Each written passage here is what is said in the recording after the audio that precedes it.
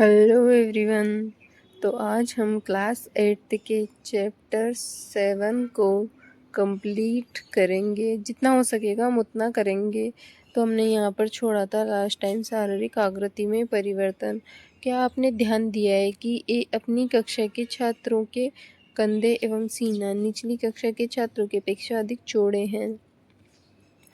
इसका कारण ये है कि वे यौन आरंभ में प्रवेश कर चुके हैं, जब वृद्धि के कारण कंधे फैलकर चौड़े हो जाते हैं। लड़कियों में कमर का निचला भाग चौड़ा हो जाता है। वृद्धि के कारण लड़कों में शारीरिक पेशियां लड़कों की अपेक्षा सुस्पष्ट एवं गाढ़ी दिखाई देती है। तो किशोरावस्था के दौरान लड़कियों एवं लड़कियों में होने वाले परिवर्तन अलग अलग होते हैं, जैसे कि स्वर में परिवर्तन।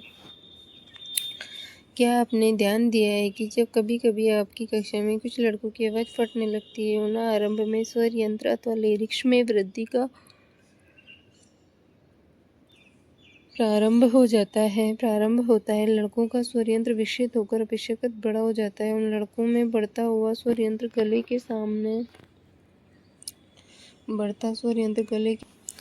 गले के सामने इसकी ओर स्पष्ट उभरा हुआ भाग के रूप में दिखाई देता है। उभरे हुए भाग के रूप में दिखाई देता है।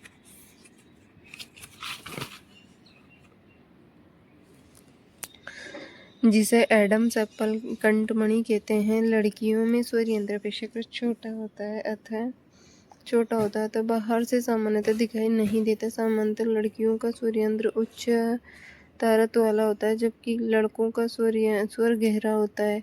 किशोर लड़कों में कभी कभी स्वर यंत्र की पेशियों में अनियंत्रित वृद्धि हो जाती है और आवाज़ फटने या भर्राने लगती है।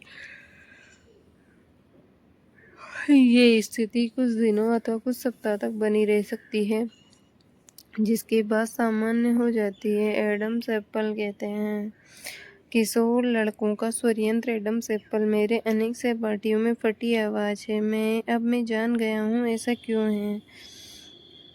श्वेत एवं तेल ग्रंथियों की क्रियाशीलता में वृद्धि। किशोर अवस्था में श्वेत एवं तेल ग्रंथियों का स्राव बढ़ जाता है। इन ग्रंथियों की अधिक क्रियाशीलता के कारण कुछ श्वेत ग्रंथि, तेल ग्रंथि, लाल ग्रंथि जैसी कुछ ग्रंथियां अपना स्राव बाह्य या द्वारा स्रावित करती है। अतः स्रावी ग्रंथियों हार्मोन को सीधे रुधिर प्रवाह में निर्मोचित करते हैं, इसलिए इन्हें नलिका विहीन ग्रंथियां भी कहते हैं। तथा व्यक्तियों के चेहरे पर फुंसी और मुहासे आदि हो जाते हैं। जनन अंगों का विकास। पिछले अध्याय में चित्र 6.1 से 6.3 में दर्शाए गए मानव जननांगों का पुनरावलोकन कीजिए। यौन आरंभ में नर जननांग जैसे कि वृषण, शिशन और पूर्णतः विकसित हो जाते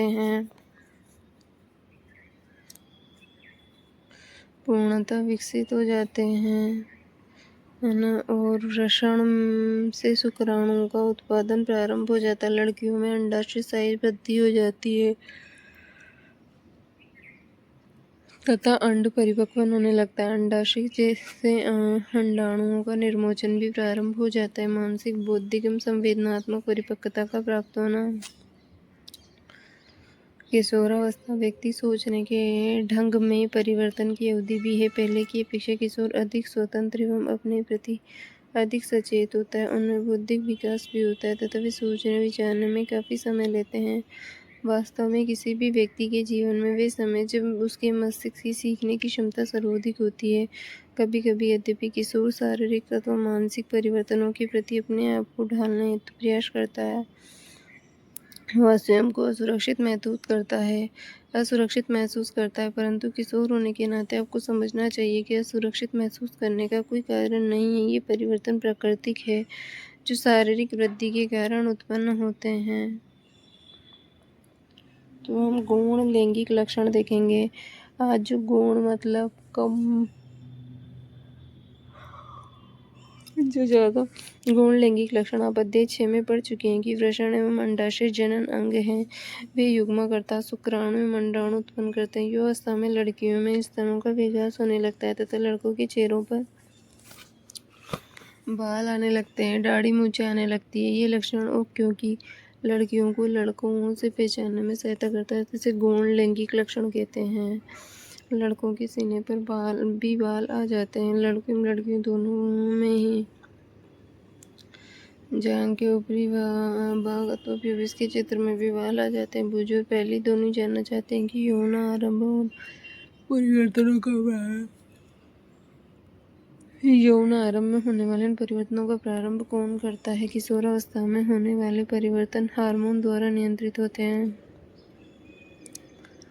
किशोरावस्था में होने वाले परिवर्तन हार्मोन के द्वारा नियंत्रित होते हैं। हार्मोन रासायनिक पदार्थ अंतःस्रावी अथवा अंतःस्रावी तंत्र द्वारा स्रावित किए जाते हैं। यौन आरंभ के साथ ही वृषण पुरुष हार्मोन अथवा टेस्टोस्टेरोन का स्रावण प्रारंभ कर देता है। ये लड़कों में परिवर्तन का कारण है, जिसके बारे में आपने कभी कभी अभी पढ़ा है। उदाहरण के लिए चेहरे पर बालों का आना।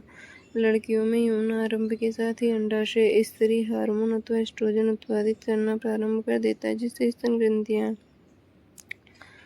दुग्धस्रावी ग्रंथियां, दुग्ध ग्रंथियों स्तन के अंदर विकसित होती हैं। इन हार्मोन का उत्पादन नियंत्रण एवं अन्य हार्मोन द्वारा किया जाता है, जो पीयूष ग्रंथि एवं पिट्यूटरी ग्रंथि द्वारा स्रावित होते हैं। जनन प्रक्रिया प्रारंभ करने में हार्मोन की भूमिका, इसके बारे में हम कल पढ़ेंगे। आज के लिए इतना ही।